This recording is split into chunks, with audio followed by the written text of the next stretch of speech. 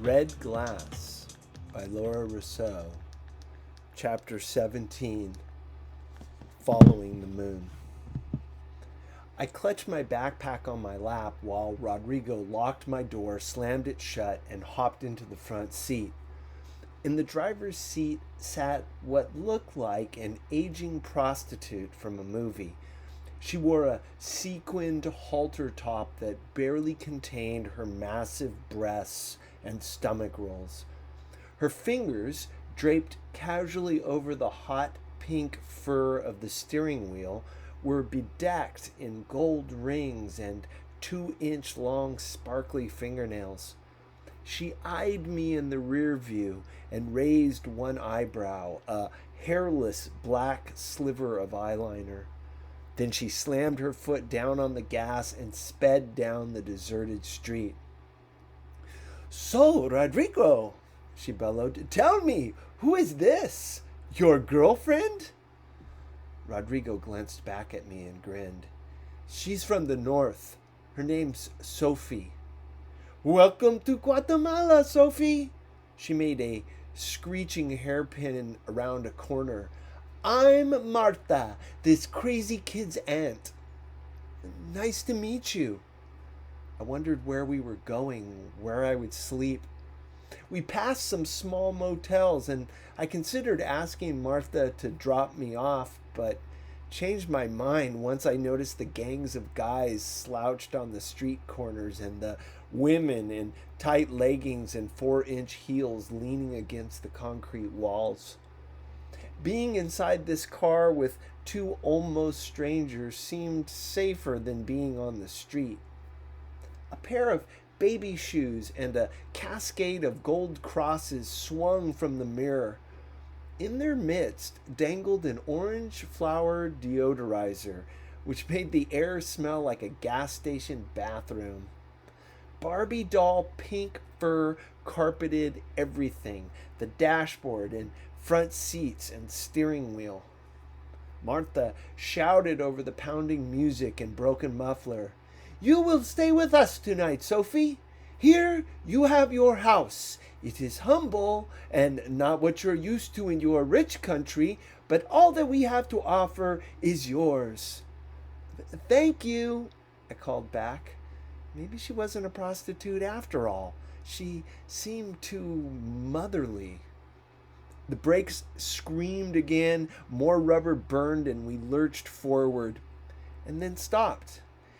"Here we are," Martha announced. Rodrigo hopped out and ran to open the tall metal gates. He unlocked a thick chain, clanked open the doors, and after the car was inside, locked them quickly behind us.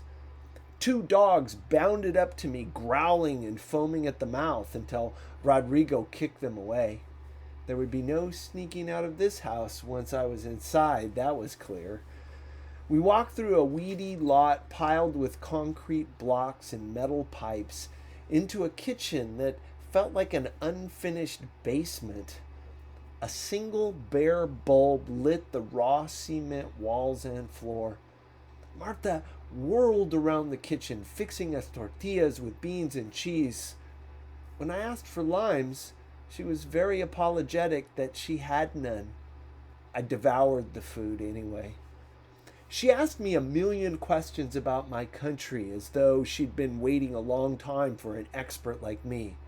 "Now, tell me something," every question began. "Now, tell me something. Why are there so many bald men there in the north? What will happen to your blonde hair when you get old? What color will it turn? Is your hair really this color, or do you dye it? Really? You don't dye it?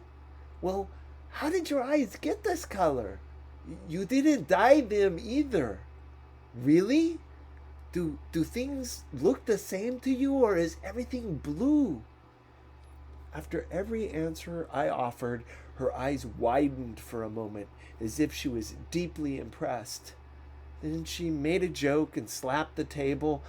Even though I didn't get half her jokes, I laughed anyway because it was the middle of the night and it felt a little like a slumber party, and I was giddy at the idea of still being alive. Her loud, body sense of humor reminded me so much of Dika. I felt as though I already knew her. Meanwhile, Rodrigo had given up on trying to get my attention and turned to the small black and white TV in the corner. First, there was a rerun of Los Simpsons with Marge's voice extra raspy and Bart's voice extra high pitched. Next, a talk show about cheating husbands where wives and lovers on stage were screaming and punching the men. An hour passed, and another, and I started wondering when Martha would get tired.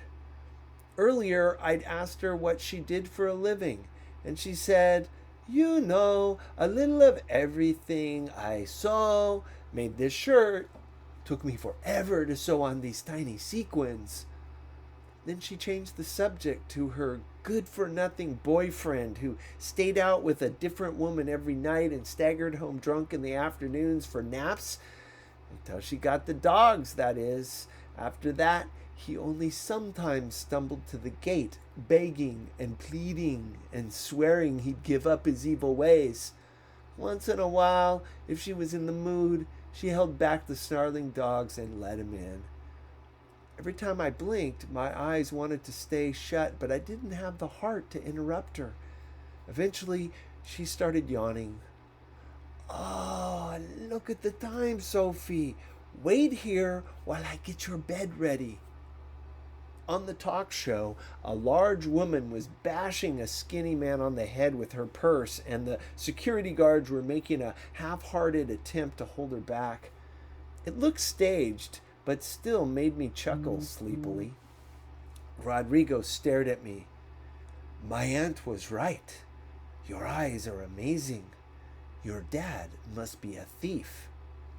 "What? Is your father a thief?" That was what I thought he said. Why was he asking me that? Juan would never steal anything. And I wondered if he meant my real father, who could be a thief for all I knew.